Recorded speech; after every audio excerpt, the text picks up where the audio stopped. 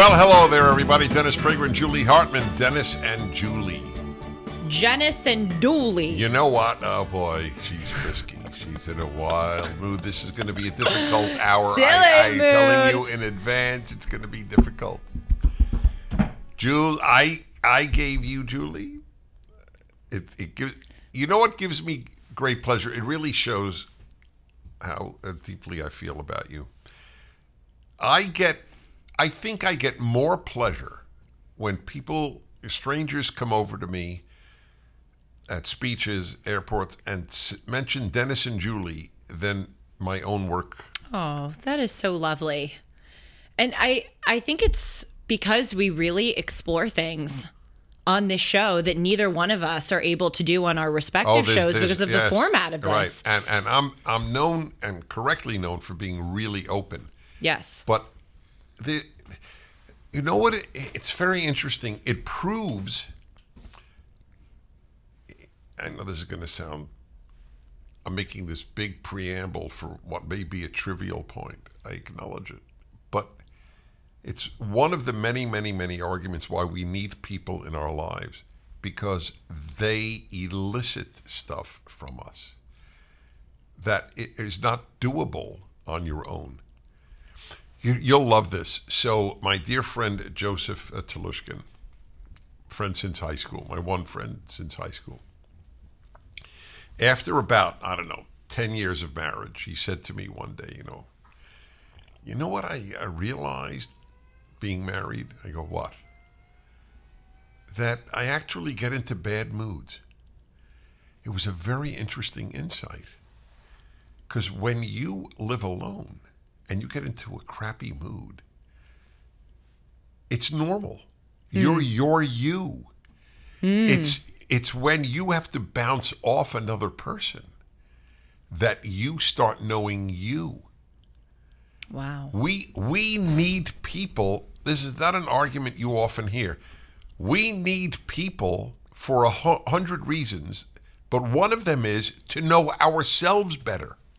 Oh, of course. I mean, I even find this with ideas. When I explain an idea or a point of view to someone else, it forces me to understand it myself. They always say if you want to figure out if you understand a concept, teach it. That's right. And that applies also to your sharing things about yourself. I was talking with a friend recently who has resolved to go on, she said, 30 dates in 60 days. Really? Which is a little ambitious. I mean, that is quite a short amount of time to do that many dates. But she said to me, she's maybe 5 dates in, she goes on these dating apps and she'll do it. And she says, it's fascinating for me to see what stories I tell about myself, or the way that I answer questions on this date about my upbringing, my relationship with my parents, how I feel about my life, how I feel about my career, what I want out of my life. And when I'm in conversations with strangers, you will relate to this. I don't know if many people would relate, but I know you will. My favorite questions to ask them are, tell me about the home you grew up in. And the reason why. Because it reveals so much about a person. Oftentimes when you ask those simple questions about someone, it gets them, to your point, thinking about, and they go, because few people actually ask those questions. And they have to kind of go, oh, what was the home I grew up in like? And then you get the deepest and often most revelatory answers. From that question in particular? No, just from simple questions. Who had the biggest influence on you for better or for worse? So who will you ask this of? On a date? You will ask that? I will ask it of literally anyone. I was at a cigar lounge the other day because of you. Thank you very much, but also now I love cigars, which, yeah, whatever. They love when I come in. They call me the daughter of the cigar lounge. No kidding. They say they don't get any women, and I'm like, That's good. right. I want to hang out with the guys. And I think I mentioned this on Dennis and Julie, but this cigar lounges are so diverse. Yeah, we did mention it. Crazily diverse. I told you of the photo I took at a New York cigar lounge. Guys yucking it up. There was a black guy, a Hasidic Jewish guy, a white guy, a Hispanic guy, and they're yucking it up like they're old buddies, they're brothers.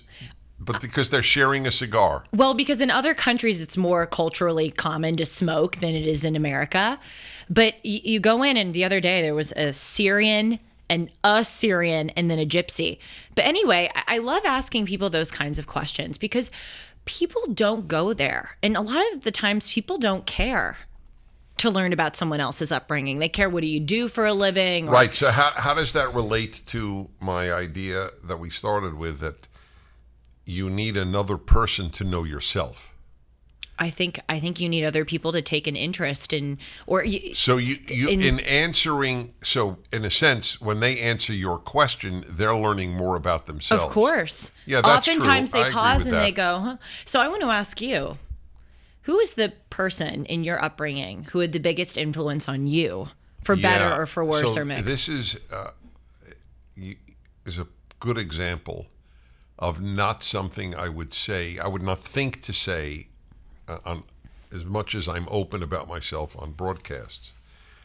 So what I'm about to say is that the question always troubles me. You couldn't guess why, because I think I can guess why. Okay. No one in particular. Right. And the reason that it bothers me is, A, it may sound conceited, and B, I don't want to in any way understate the importance of my parents. I mean, so I will say there's no question that my father had an influence on me. The influence that I think he had was his not letting life bother him attitude. My dad is really good at that too. I think it's easier for men to be good at that than women. That's a great point. It just is. Yeah, you drop. I think Sean has that attitude. Drop, I think. Sean totally has that attitude. Well, I can't say I've ever known a woman who has that attitude. I certainly don't have that attitude. Yes, because this is there may be a reason, and this might be the reason. If women could tune out, which is what it involves, tune out of life. That's right. That's exactly right. Babies would die. Yes. That's the reason I think it is. You have to be. We have a primal instinct to be clued in constantly, and therefore to be vigilant. Yes. Oh God, it's. But by the way, there's another reason to be vigilant for your own self-protection. Yeah. Men do not walk around at all like women walk around. No. Is there danger around? How often have I thought, A, I'm a male, and B, I'm 6'4"? Unless I'm in a horrible area, which I almost never am, I never think, God, is there danger lurking? But every woman. Oh, all the time. By the way, you want a giveaway? You'll love this. You would never. This is a great example of eliciting information.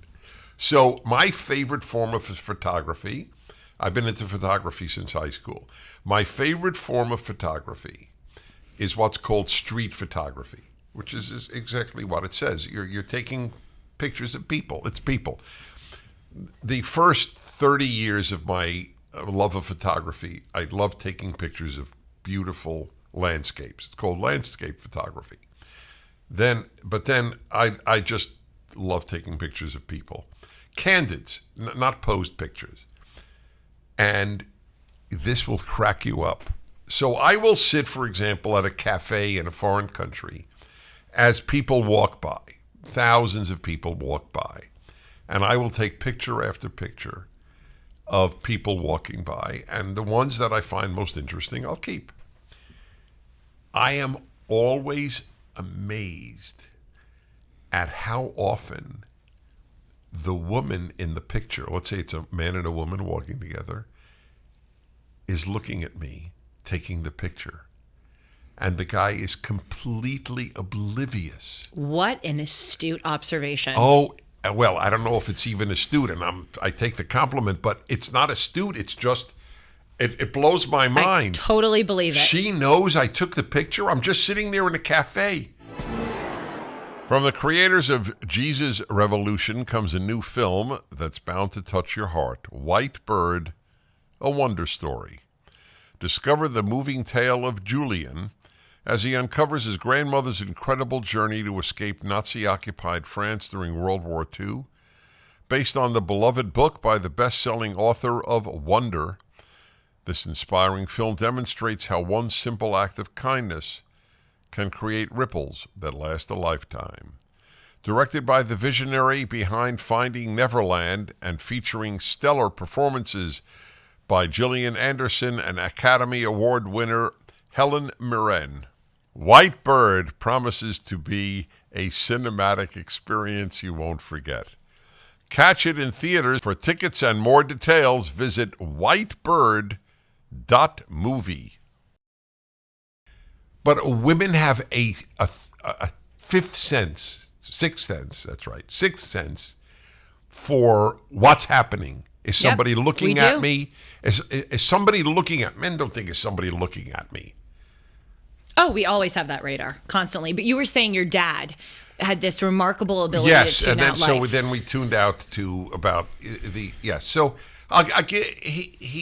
here's a good example, and I think I did relate this, though it's not something anybody would remember. When I was your age, that's right, exactly your age, I went one summer to Syria, Lebanon, Egypt, and Jordan. Sounds like my summer, but Middle East edition. Yes, yeah. But this is a much more. Oh, totally. And for a Jewish dangerous summer. For a Jew, it was not the best places to visit. Even Certainly. then, okay, not even is not even necessary. So I said I remember where I was in my parents' bedroom talking to them, and I was visiting the house. I was not living there then. And so I said, what are you going to do this summer? I said, I'm going to go to Syria, Lebanon, Egypt, and Jordan. And my mother goes, oh, no. Isn't that dangerous? And my father looks at me and goes, Dennis, you're only young once. Have a great trip. Love it. I remember the words, you're only young once. And danger schmanger, that was my father's view.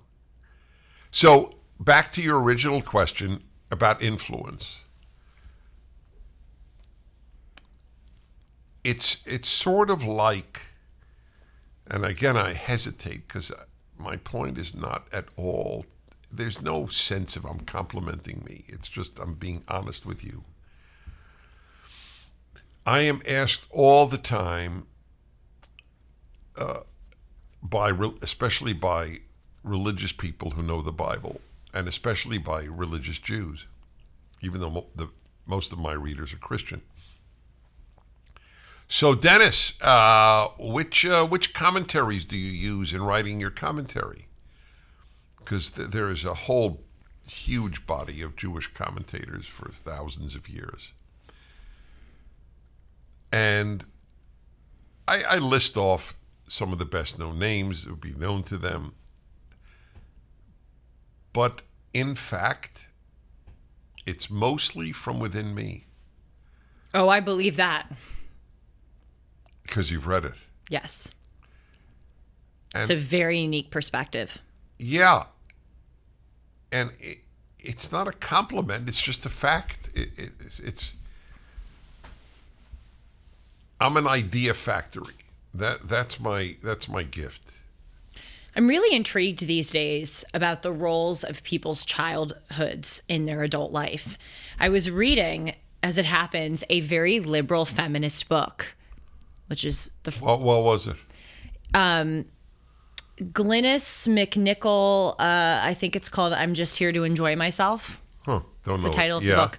And it's about a woman in her 40s, a single woman, a writer, the author, who lives in New York City, going to France and I think Italy, but maybe only France, for a summer and having a good promiscuous cultural time.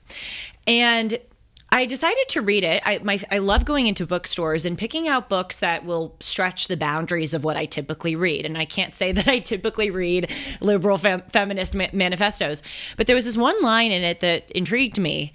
She said, "I've come to believe that the very definition of maturity is not letting the blows of your childhood hit you too hard in adulthood."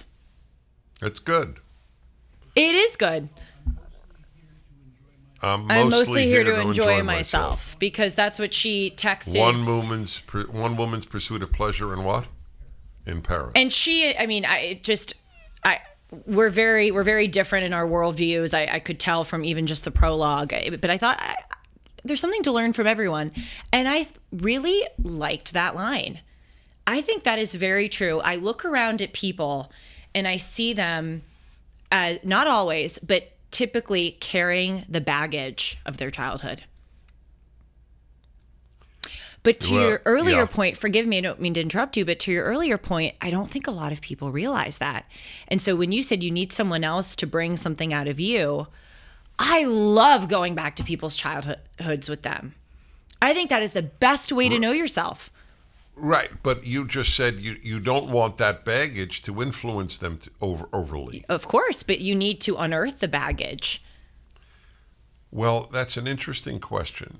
Are we all products of our upbringing? Of course. I don't think that doesn't mean we're solely products of our upbringing. So, okay,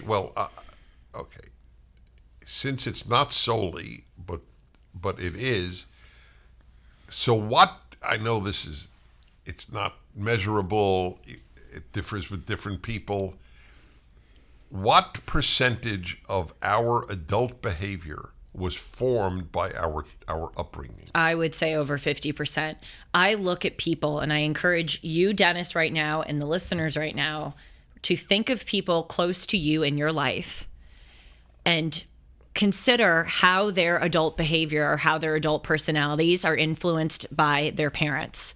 I can look at my friends, and I know many of my friends' parents, and I can completely draw a line between their worldviews, their strengths or weaknesses, their idiosyncrasies, and their parents. Let me offer a counter view. Okay. If that were true, wouldn't siblings raised in the same home by the same parents be similar? I don't think it's mutually exclusive. I can look at my sister, and she and I couldn't be more different. That's right. And she and I are totally both in our own ways. And I think every child in their own ways is a reflection of and a reaction to their parents. And I can see how it's true of her, and I can see how it's true of me, as different as we are.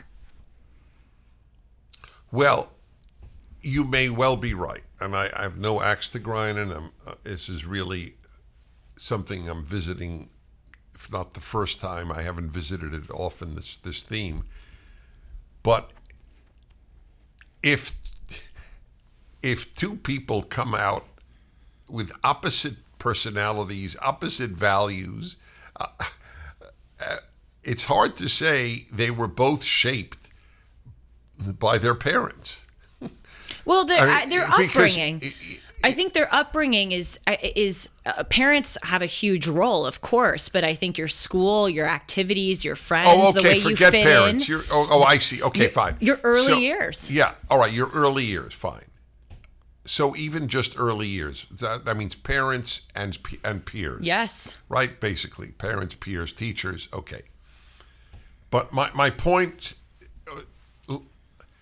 so my brother and I went to the exact same elementary school, had the exact same parents, lived in the exact same home, and were very, very different. Right, but you're the same in a lot of ways. You're both good guys. You got married. You have good careers. You're upstanding people. You're serious people. You have serious careers. I can see. I've never met your brother. No, but that's fair. Okay, that's interesting. I think people. It's really. So then go back to your baggage point. In light of how powerful you claim our upbringing years are. What's your baggage point? I see people who are carrying around the narratives that they internalized as children, or the dynamics that they internalized as children. I mean, I don't want to say names, but there's someone in our life who is beautiful and doesn't think that she's beautiful. And it's because her father Correct. did a number on her. Yes. I know a lot of people who have issues, trust issues, or who have, and similarly on the other side, I know people who have spectacular qualities and they emulate their parents. But really with the baggage point, it's oftentimes a dynamic that they were put in as a sibling or as a child within the family role, or a narrative that they internalized as a kid. I want to give more examples, but I don't want to give away people. Let me offer, there are two themes here that, as usual, spontaneously arose. One is the baggage issue, which I'm totally on board with you, passionately on board with you, and want to address. That's really big in my outlook on life. The other is, the influence of our childhood on us. So I'd like to offer, this is not exactly a brilliant insight, but I want to offer the other or an other possibility that your nature may be more powerful than your nurture.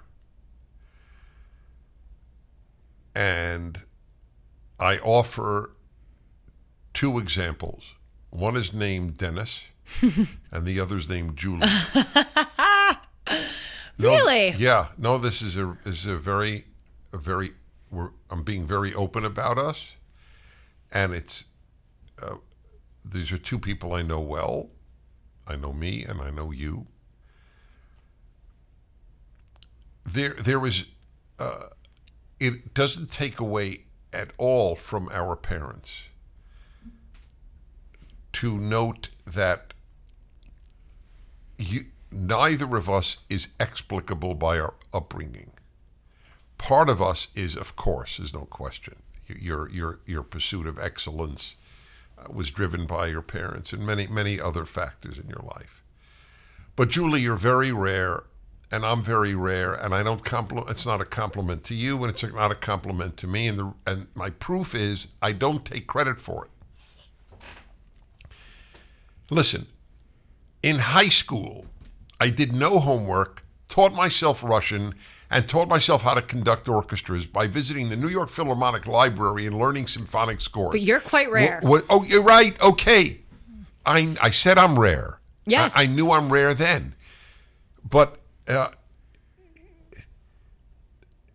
clearly, my parents didn't raise me that way. They didn't know. They thought I'd end up in jail because I didn't do any homework, which is a very funny thing. You don't go to jail for not doing homework. But, my father, you'll love this. This is a classic Max Prager line. My parents met Joseph Telushkin's parents at a parent-teachers meeting. The first time they met him, they knew of Joseph because he would visit the house. My high school friend, who's still my friend. So they said to him, this was a Jewish high school, and my parents said to Joseph's parents, we should have sent Dennis to a Russian school. Then he would have studied Hebrew. Oh gosh, you studied both Russian and Hebrew. What are they talking about? No. It was a great line because they knew I didn't do any Hebrew homework, but I did study. I did make myself. So you could learn read Russian. Pravda, right?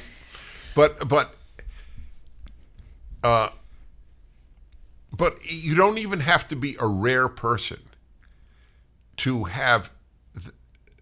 I've been obsessed with this in the last few years, the power of our individual nature. Not just the power of human nature, that's universal. Human nature is universal. But I mean our nature. I mean, did Beethoven's parents produce Beethoven? No. They may have taught him piano at an early age, but how many kids were taught piano at an early age? Millions. He was who he was. So it's very, very hard to know why we are who we are. With all, our dear friend, Dr. Stephen Marmer, who was a psychoanalyst, not just a psychiatrist. You know the difference? I think I do. So in order to be a psychoanalyst, you have to be a psychiatrist. In order to be a psychiatrist, you have to be an MD.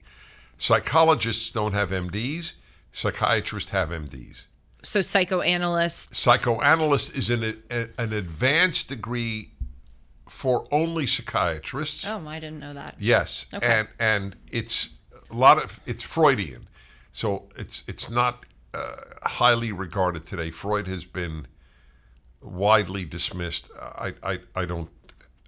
I think Freud was a genius, but I totally Boy, that's a get, conversation unto itself. Was Freud a genius? Yes, but I don't know enough to conduct the conversation intelligently. I just know that he had an extremely fertile mind, and he may have had some goofy ideas, but every genius has some goofy ideas. If you're still waiting to buy gold, sitting on the sidelines might cost you precious gains. This is Dennis Prager for AmFed Coin and Bullion. That's my choice for precious metals. The current economic climate could make buying gold a very desirable safe haven commodity. The government's overprinting of money, the fluctuation of interest rates, and high inflation can all impact the value of gold, and it's why you should seriously consider buying now. I've been working with AmFed Coin and Bullion's owner, Nick Rovich, for years. I'm glad that I jumped into the precious metals market when I did, but it's never too late. Nick's been in the industry for over 42 years, and he's proud of providing transparency and fair pricing to build long-term relationships. Nick and his team have my back, and they will have yours. They recommend what's in my best interest, not theirs, and I never worry about hidden commissions or huge markups. If you're interested in buying or selling, call AmFed Coin and Bullion for a free coin performance review, 800-221-7694. AmericanFederal.com, AmericanFederal.com. But anyway, psychoanalysis was, if you see a psychiatrist or a psychologist, you go once a week, typically. Psychoanalysis, you go 4 times a week. And I don't know how long each time, but at least an hour, probably a few hours. And it's the famous, you lie down on the couch and you just talk. And you really, really learn who you are. That's the theory of this. Anyway, that was a result of Freud. And I think it's brilliant. I think therapy, as Abigail Schreier has exposed, can be terrible. But I think examining your life and your patterns, people have dating patterns. That's something that I have been talking with friends about. I feel like I was just listening to a podcast, some very prominent podcaster who was talking about this. But people, I can give a few examples of how I think people are affected by this baggage. I had a friend years ago who was extremely emotionally unavailable. Like, she could not talk about her emotions. She couldn't handle other people's emotions. She wasn't particularly warm. She was a great friend in other ways. She was fun. She was very smart.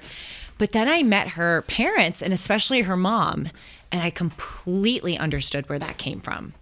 Her mom was very kind of utilitarian, always very busy, had a lot going on, and did not exude warmth and didn't model. I have to give my mom immense credit. My mom, always growing up, we'd be at the grocery store. She would ask the cashier, "How are you doing? It's nice to see you." She would remember people's names. She's a birthday savant. She remembers everybody's birthdays. And as a child, it was just really, I had this warm, very magnanimous mother. And it was just modeled to me that that's the way that you treat people and that's the way that you treat strangers.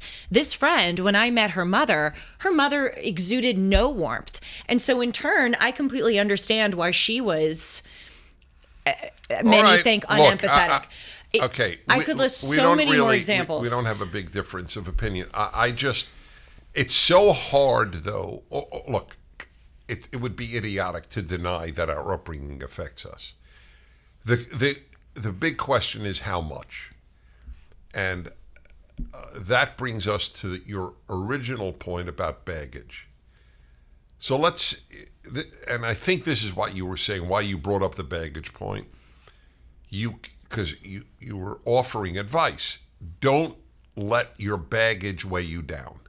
Well, that's what the author said in the book. She says that the definition of maturity is that's not right. letting the blows of your childhood affect you too much. Yeah. I think this is, and I know you'll very much agree with this. One of my favorite lines, I actually think it's the thesis statement of conservatism, and I think it's the thesis statement of the United States of America. It's in Genesis when Cain kills Abel, and God says to him, the impulse towards evil is within you, and yet you have the power to master it. If I ever got a tattoo, I'd get that tattooed in very, very fine print somewhere on my body. I think the reason why people let baggage deal them big blows in adulthood, and I have known people, as I'm sure you have, I'm sure through your human laboratory radio show, you've heard from people who were abused as a child, who were neglected. I mean, those are very insurmountable things as adults to navigate. But I think a lot of people consign themselves to, oh, well, my mother was this, or my father was that, or I had this happen to me as a kid, so I'm screwed. No, you're not screwed. You're deciding that you're screwed. That's correct. We are the stories that we tell ourselves. That I so believe this. It's not actually what happened to you. It's the story that you tell yourself about what happened to you that informs the way you are. By the way, that raises, we don't have to go, although we tend to go off on tangents, but this is an interesting tangent. The stories we tell ourselves. Yes. Oh boy, it's no, interesting. No. I there's a literal aspect to that phrase. Not just the way you meant it, but literally. And I'll give you an example. I've been divorced twice, and of course I'm with Sue for 20 years. And after my first divorce, I was embarrassed. I remember that was the biggest single emotion I had, other than am I ruining my child, which turned out I wasn't, but I was embarrassed. First of all, no Prager had ever never had a divorce. So I just felt, wow, I'm really the black sheep of the whole Prager clan. Not that there was a big clan, but nevertheless, you get my point. And I'm very much into, I told you this, if I want to know what the right thing is to do, because I generally will be able to do it, but I have to know what it is. How did I screw up? That's what was my biggest question, to the extent that I did screw up. In retrospect, I'm not. I don't think I screwed up. I don't think my wife, my first child's mother, with whom I get along great, by the way, I don't think she screwed up. We should not have married, or as David puts it, we got married to make him, which is a great attitude. It's a good reason. It's a great attitude. It's a good reason, yes. And I thank God I married her, but we weren't made for each other. It was wrong. So I went to I saw a therapist. I wanted to figure out what did I do wrong, and it turns out as I said, I don't think I did much wrong, and I don't even, nor would my ex-wife think I did much wrong. We just knew we weren't for each other. I don't think she did much wrong, as I said earlier. But anyway, it was fascinating to me. He was a German Jew with a thick German accent from Austria. I thought I was talking to Freud. It was really that something. Must have been fun. Oh, he was brilliant. He was brilliant. And all of this is a preamble to the point. So one day I told him of an unhappy story in my early years. I was not a happy child. I was unhappy till 14, and I was very happy since 14 to today. So I told him a story about my parents, and he said something to this effect. He said, Dennis, if we had a video camera to record that event, it may not have been exactly as you recounted. Why did I mention this? You said the stories we tell ourselves. Right? That's the phrase you used? That's right. Okay. So here's a really important thing. How do we know that the stories we tell ourselves about our story are accurate? It blew my mind. It's a very wise observation. It was. People don't say that to one another now because it's like you're right. denying my truth. That's right. That's a great point. My truth. Well, I'll give you an example. About a year or two ago, I was on the phone with a friend and she was telling me that she was breaking up with her boyfriend. And we were talking about it and she said, I'm sad that I am doing this, but I just don't think that we're going to be compatible long term. He's a really nice guy, but I think I'm going to break up with him. And she said, well, but the good news is I think I can get back together with him later. And I said to her, I said, my dear, you have to operate as if you're not going to get back together with him. Because if you make the decision to break up with him, but you think that there's a chance of you're getting back together, what if he finds someone and then you're like, oh my God, I let this guy go and he got someone else. And I said, it may be the case that you get back together later, but when you make this decision, don't count on it. So how was that related to the point? She got a little bit upset with me. She said that I was being too blunt or too harsh. And she said, I'm just really sad right now. And I would prefer if you would tell me that there is a chance of us getting back together. And I said to her, I can't lie to you. I so want what's best for you. I have to tell you the truth right now. This is an example of fooling ourselves. Yes, I have to tell you the truth right now. Because this may not be what you think it's going to end up being. And I could tell you, oh yeah, for sure you've got it in the bag, you can end up together. And maybe you do, but you don't count on it. Factor that in before you break up. So anyway, yes, we don't consider this. We don't consider that the thing that we're telling ourselves might be wrong. And by the way, you know what? That's actually really freeing. That's really freeing. If you think back in life to someone, for instance, who you think wronged you, maybe you're not remembering that exactly right. Maybe you can honor that it was something big to you, but maybe that person wasn't being as awful to you as you think. Maybe they thought they were doing right by you. Maybe they had their own stuff that they were going through. It's actually really liberating to know that these huge feelings that you have may not really be grounded in reality. Yeah, what do you make of that? Well, when he said that to me, I will admit I had a more charitable view of my parents. Well, I'll give you an example of. Does that make sense? Absolutely. Yeah, no. I think everyone should have a more charitable view of their parents. Well, yes, that's interesting. That's another subject. That's why you said it could also make you feel better. I just wanted to understand your point. Of course, yes. Because it may not have been as dark as you think it was. Yes. I mean, I know someone who says that she felt like her parents or her mom specifically didn't spend enough time with her, but her mother was caring for her mother who was living in the home with them and who was very sick. And what I said to her was, I don't think your mom was ignoring you. I think she wanted to spend time with you, but she was working. She would, consider it from her perspective. That's a very interesting point. Other people are human beings. Right. Who inflict the harm on us. They're carrying their own stuff. Right. They're maybe doing the best they can.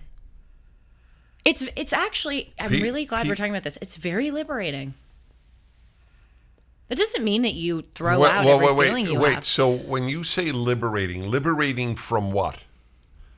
Liberating from, I think specifically in the case when you feel like something didn't go well in your life or when someone didn't treat you well, it's liberating to contemplate that you may not be remembering that moment the way it really happened. Right.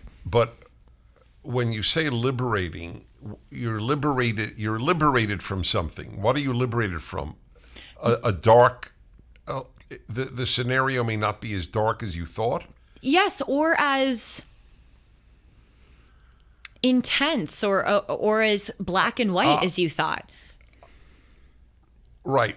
Well, I'll fill in the answer to my question to you. You're liberated. Tell me if this is what you mean. You're liberated from anger, among other things. When he said that, I was less angry at my parents over yes, that incident. I think that's exactly right. You're liberated from anger. You're liberated from hurt, and crucially, I think you're liberated from blame. Yeah, well, that's back to your baggage issue. But people, it's not just that people blame other people. We don't have. Forgive me. No, please. Because this is really a very important discussion. Would you say that, as a rule, people don't have charitable views of their parents? It really depends On the person. I think a lot of young people, I think a lot of people in my generation do not have charitable views of their parents because they've been fed right, the victim and by stuff. charitable, I'll be more specific. We don't give them the benefit of the doubt. No. And we don't appreciate how hard it is to be a parent. Right. Well, that's part of the reason really parents hard are to be a thrilled parent. when their kid has a kid. Now I mean, you'll my know. gosh, and then you raise them and then they go away.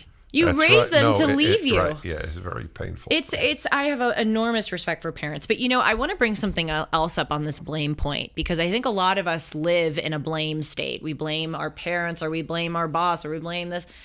I know a lot of people who blame themselves for things in the past. And while that is incredibly healthy in a lot of ways, I do it all the time, to sometimes an absurd extent. I actually think that you should blame yourself. If you're assuming you're a conscientious person, I think it's even tricky blaming yourself for things that you've done in the past, because you were working with the information that you had at the time. I mean, when you married your first wife, I know you don't blame yourself for marrying her. You just said it, and it brought David, thank God. But you were working with the information you had at the time. You were, 31? You said you wanted to get married. You wanted to be the example in your life that you were constantly talking about on the radio. You can't years later go, oh my gosh, why did I enter this marriage that didn't work out? You didn't have other prospects. That was the information that you had at the time. And when you're later in life, you can look back and go, oh, I wish I had moved there. I wish I had given this person a chance. I wish I had done that. You have to give your old self some grace. What do you make of that? No, I don't. I'm laughing at myself right now, but I don't tend to blame myself that much. I know you don't, but a lot of people do. Yes, a lot of people do. And one of my favorite movies, Yeah. I actually talked with Dr. Laura about this. I interviewed Dr. Laura totally last minute, by the way, serendipitously on your show. She was here just wandering around here one day in the studio. And I said to her, do you have any personal or professional regrets? Which I want to ask you. Wow. Yeah. I said, do you have any personal? What did she say? By the way, I just want to say that's one of the questions that I love to ask people. Earlier when I was saying, tell me about the home you grew up in. Right. These basic questions, I am telling you, ask your What friends. did she say? They reveal so much. She said, she was sitting right here. She paused and she said, I did until I watched this movie called The Butterfly Effect. Never seen the movie. I'm going to watch it this weekend. It's with Ashton Kutcher. And it's a movie where you can go back and change the decisions that you regret. Oh, interesting. And then the movie shows, it's like Yeah, the Gwyneth that it might have Paltrow been movie, turned Sliding out Doors, even worse. that it actually could have turned out worse. Right, of course. And I know people who go, oh my God, I should have married him. I should have this. I should have right. that. You don't know how that could have worked out. And that's quite liberating, because it actually forces you to just live in the here and now. Take the appropriate lessons, but don't. First of all, the great thing about the past is it's done anyway. You literally cannot change anything about it. And number two, consider that it would have gone differently. You imagine, it would have gone this perfect way. Not so much. And by the way, the same thing holds true with making a decision if you have two opportunities. Oh, yeah. So a special, special human being that we both know, that's all I'll say, who lives in Europe. But no, it's not Robert. Okay. Okay. I thought everybody was going to know who it was. Okay. So you'll know. Yeah. So she wrote me that she was torn profoundly between two jobs. And I felt, we actually even spoke on the phone, and I felt a little crappy that I couldn't give her really good advice. And then I texted her a long text saying, it doesn't, you can't know. There are arguments on both sides. You can't know. You just know you're blessed that you have two great possibilities. It's not between a good choice and a bad choice. It's between a good choice and a good choice. Okay. I have to offer a theory for you, and it may blow your mind and perhaps the audience's, and I want you to think of things in your own life which may corroborate this theory. I oftentimes think that things, if you look at the biggest impressions in your life, the most impressionable relationships, jobs, moments, etc., they often come from things going wrong or things going unexpectedly. I'll give you 3 examples. Number one of my best friends when we were applying to college had a horrible draw with college admissions. And she was like captain of the lacrosse team. She played all these sports. She was the president of the class. She was a star student. She got waitlisted everywhere. She ended up going to a college that she really didn't want to go to. And her first year was miserable. She got put in this dorm with these crazy girls, and they were like dirty, and they had eating disorders, and she had to move. I mean, it was just the poor girl. And her parents got divorced too during that time. It was just an awful time for her. She met her now fiance at that college, 3rd year. And I say to her all the time, I say, thank God that you didn't get into any of the schools you wanted to go. You went to this school begrudgingly. You had an awful experience. Thank God you went there because you have, and they are so good together. Are you ready to lose weight but not sure where to start? So I'd like to tell you why I chose PhD Weight Loss and Nutrition. First, Dr. Ashley Lucas has her PhD in chronic disease and sports nutrition. The program is science-based. The PhD program starts with nutrition and is much more. They know 90% of permanent change comes from the mind, and they work on eliminating reasons you gained weight in the first place. There are no shortcuts, no pills, no injections, just solid science, science-based nutrition, and behavior change. If you're ready to lose weight for, I think, the last time, call 864-644-1900, 864-644-1900 to get started. Or online at myphdweightloss.com, myphdweightloss.com. Just make the appointment for your one-on-one consultation. Call today, 864-644-1900. She's very close with his siblings, with his extended family. Like, she hit the jackpot. That's example number 1. Give you example number 2. Dr. Laura the other day. I was here earlier I got here about an hour before you went on the air. And in the spirit of full disclosure, I was having terrible menstrual cramps. And so I actually left. That is the spirit of full disclosure. It is, but I'm telling it to you for a reason. We're very real on the show. We're very real. Yeah, okay. I was in a lot. I actually texted Sean, "Can you bring me Advil?" He wasn't there yet. I was in horrible pain. So he never brought you Advil? He did. It was so sweet. He did, but he was late. What? I get here at 8 a.m. You start at 9. He gets here at like 8:45. So I was in pain. Okay. So I walk over, and on this floor that the front desk is on the other side of the building. And so I walk over to the front desk to ask for the ibuprofen. Dr. Laura's right there. Oh. And I swear to God. Thanks to menstrual cramps. No, seriously, I never go over there. No, and you don't. Right. Thank you, God, for giving me menstrual cramps. I'll give you a third and final example. When I was on my trip this summer, I was in Budapest flying to Rome. I missed my flight. And it wasn't my fault. I went, by the way, do people know this? I went to the airport, and the airline, Ryanair, they make you print your ticket at the airport. You travel all the time. Do you know of airlines that do that? It was a cheap airline. I go to the airport. I have to wait in line. They print my ticket, and then they go, oh, you're within 30 minutes of the flight, so you can't get on the plane. OMG. I'm like, are you kidding? And they don't have a refund policy, so it's a whole scheme, I think. Anyway, I'm so mad. I had this program starting in Rome later that day. I was going to miss it because the next flight wasn't until 12 hours later. And I went, oh my God, I just lost money. I'm missing the first day of this Rome experience. I'm stuck in Budapest for 12 hours. It was 105 degrees. I'm like, what the hell am I going to do? And I'm beating myself up for missing the flight. This is a great story. I Uber back into Budapest, and nerd alert, I decide I'm going to go to the Museum of Communism and Nazism. But I'm hungry first. So I go to this random cafe that someone recommended to me, and I'm walking in with my luggage, and there's a spider on me. I sit down, there's a spider on me just to make the day worse. The waiter comes over, he's flicking the spider off of me. I'm like, could the day get any worse? And it was because I missed my flight, because I went to that Budapest cafe, and because of the whole spider debacle, that I caught the attention of an American couple at the next table.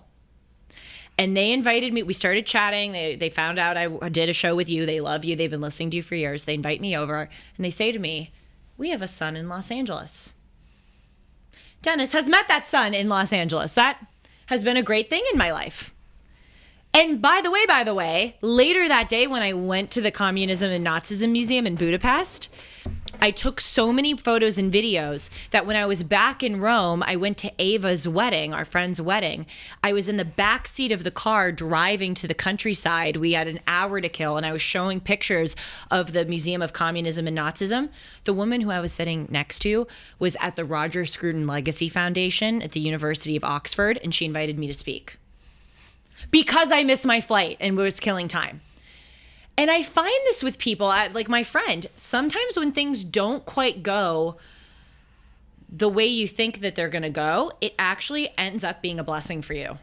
I know that's a very nice way to look at the world, but it's true. Right. And so the moral of the story. You were talking about our friend where she doesn't know where to go. Even if, let's say you go to a job that you hate. Let's say you made the wrong decision and you have an abusive boss and all that. You could meet your husband Right. there. That's right. You could meet a dear friend there. You could leave that quicker and go to a third option. It's not. So it's interesting. It's not simple. So I said to my wife today, I showed her the text with this special woman in our lives, and I said to her, I felt that I disappointed her by not giving her advice, but I said to my wife, I purposely didn't. Because I know she respects me a lot, and I might have tilted her decision because she was, in the middle. Right. I might have been determinative in her decision, and I did not want to be that. Because I don't know how it's going to turn out, how either of the choices would turn out. Right. I did have a preference, but I didn't tell it to her. Good. And it turns out, anyway, she's going to do what I preferred, even though she had turned it down, but now she regretted it. And anyway, it's very true what you say. I will give you my example. You don't know this. I don't think you know this. And if you don't, you will get such a kick out of this. So as I said, I was a lousy high school student. I guess I didn't do any high school work. None. I had one notebook for 4 years, and there was no writing in it. Wow. I was very. We could not be more different in that regard. No, correct. I was very proud of it.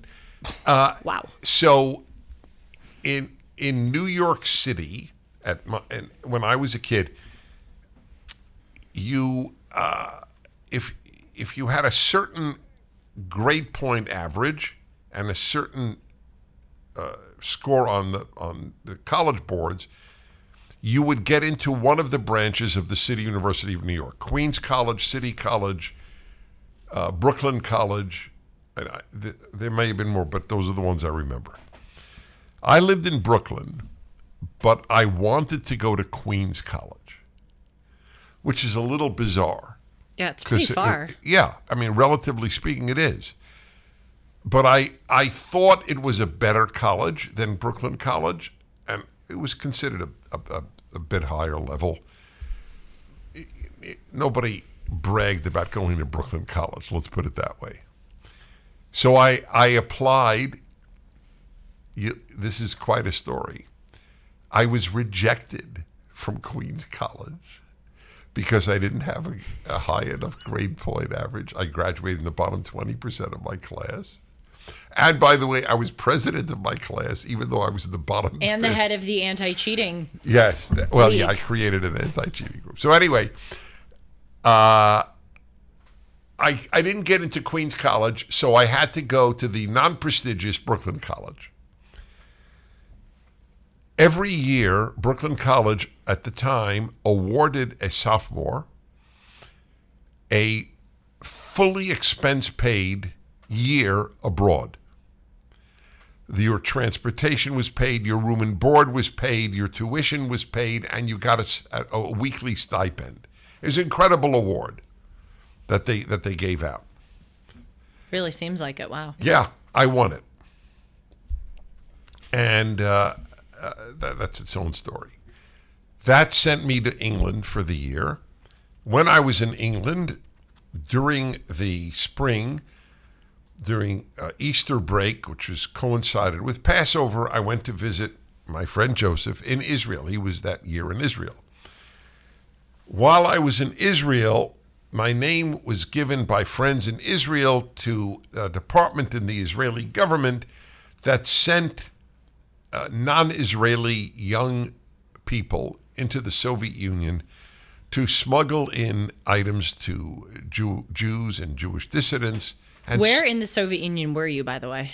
Leningrad, which is now St. Petersburg, Moscow, and Baku, Azerbaijan. Oh my God, is that cool? You have beyond cool, freezing.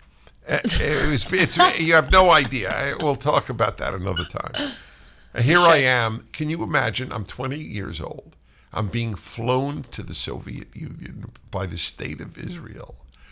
It's almost impossible for people to imagine.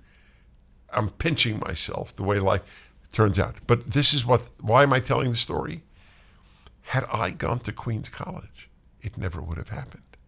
Yep. They didn't have the scholarship. Yep. This prize. Excellent story. Oh, I think of it story. all the time. My last choice made all of my life possible because when I got back from the Soviet Union is when I started lecturing.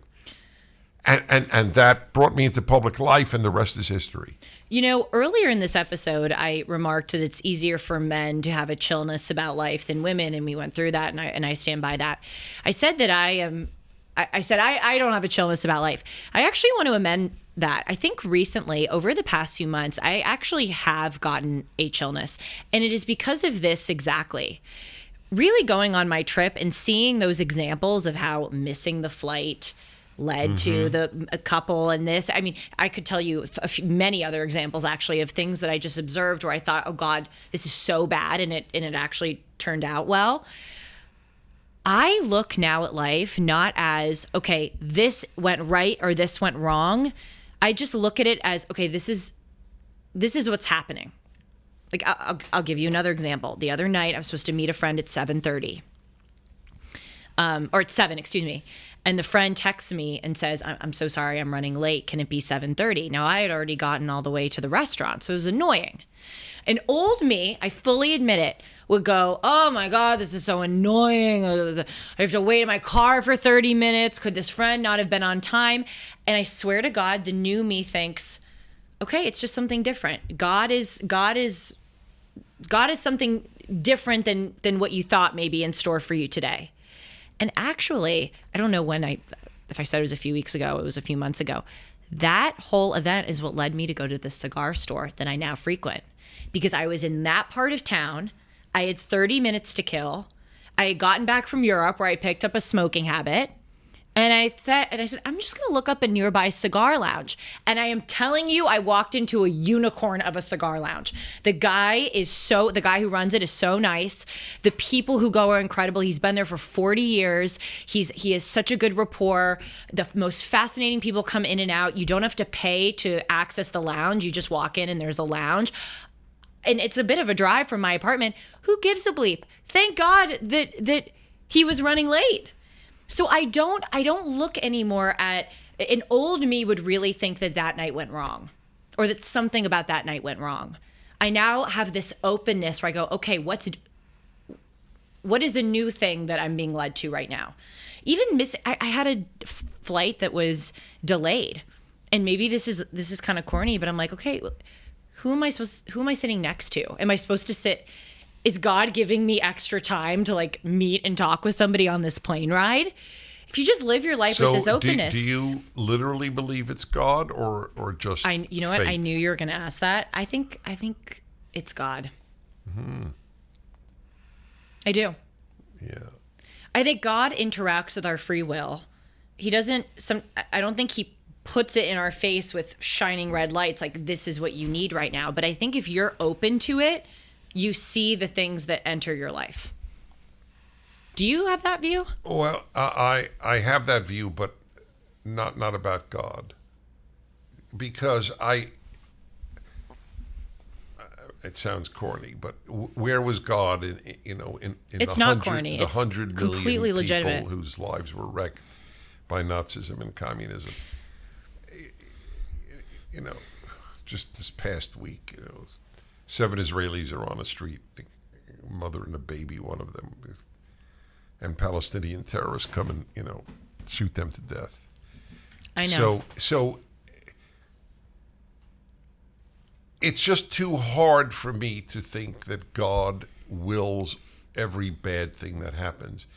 Because if he does, then why are they bad? It almost demoralizes morality. I hate how new agey I'm about to sound. Truly, I hate it. But I don't think it's so much that God is wanting to open that time to allow me to go to the cigar lounge, or that God wanted me to miss the flight. I think it's, oh God, I'm really going to sound new agey. I think it's the universe. Pan to Dennis. Ladies and gentlemen, this is the last Dennis and Julie episode. I hope you've enjoyed the first 110. 135. All the first 135. Okay, bear with me. I think there's the universe. I hate it too. Mercury, Venus, Earth, No, Mars, Jupiter, I hate Saturn, it too. Uranus, But Neptune, Pluto.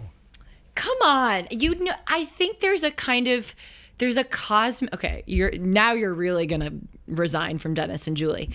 I feel like there's kind of a cosmic energy that you can tap into. Okay. I swear to God. It doesn't diminish. I think there's a kind of open. My really, love of you. There's an openness to the. Wait a minute. No, we're fleshing What this is one it? out. All right. What does We're it mean? The fleshing it out. universe. The universe is a physical being. I know, but okay. God, I promise you, I'm gonna refine it, and I really don't like how new agey I sound. Things are evolving constantly. People are moving. People are shaking. Stuff is happening. Like, if you kind of are open to the various threads that are, I heard someone say once, imagine human beings as all connected by these invisible like tethers, and we're all just kind of moving around. I think if you view life that way, it makes everything more significant. When I go into the cigar lounge, for instance, I really do think, why are these people here at the same time that I'm here? I don't know if it's God pulling the strings up above, like, I want you to meet this person, though I do think God had a role with you and Sue, which is my next question to you. Mr. Deny the Role of the Universe. I think there was some universe... Hi there. Cosmic things going on with that. Mr. Deny the Rule of the Universe and Julie podcast. But seriously, if you view, I don't take any person I meet in my life for granted. I really don't. And I'm not saying that as a self-aggrandizing thing. Oh, no. I don't take the cashier in front of me for granted. I don't take the people. No, I look around and I go, okay, how did my day lead? That But we're all there's some here right now. cosmic plan that threw you together. By the way, I'm not mocking it There's at all. so- I just there's- want to. I'm just trying No, to I putting- think I do think we're all connected to one another. I do think that there is a kind of, I mean, we're all created in God's image and likeness. There's a filial relationship that we all have with our fellow human beings. And I think allowing yourself to be open to that, no matter what situation you're put in, makes you aligned with the cosmic order of things. And I think Did you things think this unfold way as a year ago? I didn't, but I really do now. And I know it sounds new agey, and I know I'm going to refine it, but I really do now. Well, let me ask for your point of view. Do you think God put Sue in your life? I don't know. That's my most. Well, honest I'm not answer. trying to catch you here, but I've heard you say a few times. Oh that well, you, I do it, but I say it somewhat tongue in cheek, where I say God took pity on me. see. Okay, it's the obstacle. I have very many obstacles intellectually to believing that God is the author of events in our lives, and the most obvious is so many people have been so hurt unfairly that to argue that God designed it that way, that God designed 6 million Jews to be killed, I know. or 5 million Ukrainians, 60 million Chinese, 20 to 40 million Soviet citizens. I mean, it's endless. Or a family in a hit and run accident. Well, what do you answer to that? I mean, why doesn't that alone at least make you question God's intervention? I completely acknowledge that it does. And I also acknowledge that what I'm about to say is really intellectually inconsistent, but I do think that God can intervene with good things. And I do think that God... You threw in the word can. Right. I believe God can intervene, of course. I think God... Okay, I acknowledge that this is very inconsistent. I really do. I think with regard to evil, that's God's permissive will. He's not willing. He's not willing for that car to hit. I think it's his permissive will. I have given you the free will to do good and evil and to be affected by good and evil. Things that'll work out. And good, I think it's good. a soft intervention. Yes, and I think it's a soft intervention too. Yes, because he's good. And I understand this is a very romantic way to view things. No, it's not. But I do think there's a permissive and an active will. Oddly enough, I don't think I've ever thought of it that way. So he permits evil, but he intervenes for good. Yes, like I really... Is that a one sentence encapsulation? Yes. Not, but that doesn't mean that he always intervenes for good. Yeah, right. But let me tell you something, and it's going to be a compliment, Did but God I don't direct care. me to open your email? I think that was providential. Mm-hmm. I think it was providential that I found you. I mean, I had never heard of you, never heard of PragerU, never heard of any conservative. It was incredible that I found you and that the first Bible commentary I ordered was yours. That's really incredible. But with Sue, I think that God puts that opportunity in your life as a reward to you. No, I really do. And I don't care if it comes off as a compliment. You have dedicated your life to bringing people to goodness. You've dedicated your life to being an ambassador of Judeo-Christian values. And I think that God has seen how honorably and with such integrity you have acted in every situation in your life. And I think he gave you that opportunity. I do. I think that was God's act of will. And I think he has permissive will, as I've said several times, with evil. He might have acted in my son Aaron's life. That I'd have to think about more. Why? Because I think with Aaron, it was so him. When I hear Aaron's story, I mean, I think it's with the grace. What is the great saying? By there but for the grace of God. Go I think we all are coasting off of the grace of God to a large extent. But when I hear of Aaron's story, I mean, he said it in that one amazing line.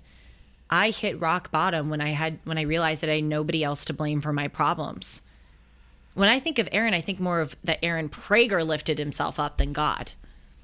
Fine with me, either way. I think it's both. Aaron thinks it's both. Of course. Well, I think it's often both. But I think that God, I mean, this is a tricky one to get into because to your point, so many good people suffer. But I think that God will reward goodness. In the hereafter. Definitely in the hereafter, but I think on earth too. And I think this is, I hope you follow with this. I get if you don't. I do think there's a kind of cosmic order of things. Someone, Dion, who is remarkably a consistent listener of this show. He never misses a Dennis and Julie. He never misses a Timeless. We love you, Dion. He said to me something that changed my life. I call them Dionisms. He said, Julie, in his Bronx accent, we're not punished for our sins. We're punished by our sins. How true is that? I look at things I've done in my life and I go, yeah, I wasn't punished for that. I was punished by that. Now, let me just add, knowing Julie, she is a big sinner. You know what?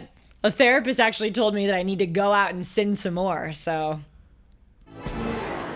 From the creators of Jesus Revolution comes a new film that's bound to touch your heart. White Bird, A Wonder Story. Discover the moving tale of Julian as he uncovers his grandmother's incredible journey to escape Nazi-occupied France during World War II. Based on the beloved book by the best-selling author of Wonder, this inspiring film demonstrates how one simple act of kindness can create ripples that last a lifetime. Directed by the visionary behind Finding Neverland and featuring stellar performances by Gillian Anderson and Academy Award winner Helen Mirren, White Bird promises to be a cinematic experience you won't forget. Catch it in theaters. For tickets and more details, visit whitebird.movie. Yeah. He's like, go. Oh, that's funny. So seriously. He's like, you're too nice. No, not too nice. Too pure. Well, yeah. You're not too nice. You're a fighter for good. Yes. But what was I saying? It was important. Oh, Dion, this is so important. I think there's a kind of cosmic order of things. I really do. Mm-hmm. I think people are punished by the things that they do. And I think that people are cosmically rewarded by the things that they do. And that's not necessarily mean that God is always intervening, but look at exercise. This is a great example. If you work on yourself, it's like interest. When you take out a loan, you not only have to pay back principal, you have to pay back interest. When you do something bad or something that's harmful, you actually, bad compounds on bad. Think about the other side of interest in finance. When you give someone a loan, you're not only paid back principal, but you're paid back interest. You get more good for the good that you did. With exercise, when you take your health seriously, it has all these compounding effects on the rest of your life. And I think with human behavior and human interaction, the creator, the designer of our universe, God, who is good and just, has some kind of order of things which mimics the scaffolding of his love and his justice. And so if you approach people with an openness and a magnanimity and a kindness, I think there's a cosmic reward for you. I think I'm cosmically, I don't know if it's God, making it all happen, but by not sitting in my car and scrolling on Instagram when my friend was 30 minutes late and saying, I'm going to use this as an opportunity to meet some people. Just as I think people are punished for I've told you that I was bad raised on aphorisms. Yes, God, do I love aphorisms. So, yes. The Book of Virtues is great with that. Kids don't get any aphorisms None. today. I never learned them. It's terrible. I don't know. You should write a list, Dennis. I am. One of them, and this is all from Judaism. So there's any kid who went to a yeshiva like I did knows this. There's nothing special about my knowledge. So there's a very well-known one, Schar mitzvah mitzvah. The reward of a mitzvah is doing the mitzvah. The reward of a commandment or a good deed is doing the good deed. And you might say about sin, although there's no corresponding statement about sin, the punishment of sin is the sin. Yep. So I came up with an interesting theory on this. So I'm a religious Jew, as you know, Really? Most people know. Yeah, but I'm just saying it not for you, but for the listeners. I know. So I try to observe the Sabbath every week. Okay, I'm pretty good about it. Let's say 46 of the 52 weeks of the year. And I could speak about the other 6 another time if we talk about religion, which we should. And we So do. I have told my congregation, where I speak every Sabbath, what is the punishment for violating the Sabbath? You say this to me with Shabbat. You say, what's the punishment for missing Shabbat? Yes. Missing Shabbat. Exactly. So this is right up your alley, what It we're is. talking about. Absolutely. The reward of a good deed is the good deed, and the punishment for a sin is the sin. Obviously, if you commit murder, it's just maybe a separate issue, but that reflects a kind of, to bring it back to the universe thing, which I know sounds new agey, it evinces a cosmic scaffolding. A cosmic scaffolding. Yes. Absolutely. Okay, meaning? God could have designed the universe such that when you do bad things, you feel good about yourself, or it could have been different than how you describe it. You could do bad things. There are people who do bad things who do feel good about them. That's true, but I believe they are punished for their badness. Not in this world. I think oftentimes in this world, and I think there is justice in the world, but it's not overt. And again, I know that's very romantic, and it's absolutely true that great people get punished and terrible people get rewarded in this world, of course. But I think there is justice, but you just have to look for it the right way. I'll give you an example. I had a friend who had a very abusive boyfriend, very emotionally abusive and at times physically abusive. And she and I will talk about him sometimes, all these years later. Thank God she got out of that relationship. And she asked me recently, she said, oh God, because he has a new girlfriend. Do you think he's happy? And I said to her, I promise you he's not happy. I promise. And she goes, how do you know? And she goes, how do you know? And I said, someone who is that horrible of an individual, I can promise you That's he's not right. happy. He doesn't have any real relationships. I agree he with doesn't you know on that. real love. Right. We all who know real love and know real companionship and know real support, we know that the reward for that is Did you ever get the thing flipped itself. off by another driver? Of course. Okay. I probably flipped him off back. Oh, well, that subverts my theory then. No, I'm kidding. I've actually never done that back. Okay. I've gone like My theory on these people, because they're usually the one in the wrong. yes. That's the Yes, iron. it's That's true. the irony. Is it's by feeling at the moment it's inconceivable to me that's a happy person. Yep. Absolutely. Right. And you know what? There are times I look back on my life and I say to myself, I should have taken that risk, or I should have done this. And you know what? I'm punished by that. How do you know? Well, as we were saying earlier, of course, how do you know? But or things that I where I could have behaved differently, I was punished by that. Oh, I see. But Right. but back to this cosmic scaffolding. I know it sounds like a big thing, but it's true. There's a kind of justice. You see, I think working out is the best example because it applies to everything. If you work hard in life, I don't care what your situation is, if you work hard and you behave well, some good will come out of your life. That's true. It is true across any situation. And similarly, if you're a scumbag and you cheat and you lie and you steal, you're not going to get through your whole life without any kind of consequences for that. And the biggest consequence is that you live your life in that diminished and degraded state. sorry, I know I'm on one with this, but I've thought about it a lot. Think about liars. I've lied before. Maybe you've lied before. It's hard to lie.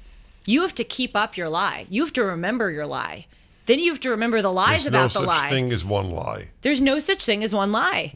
And then you go, oh God, I'm not doing that one again. That's a hard way to live your life. It's like I've said to my wife, among the many reasons, God willing, and so far I've kept it, I will always be faithful to you, is I don't want it sounds so trivial, but it isn't.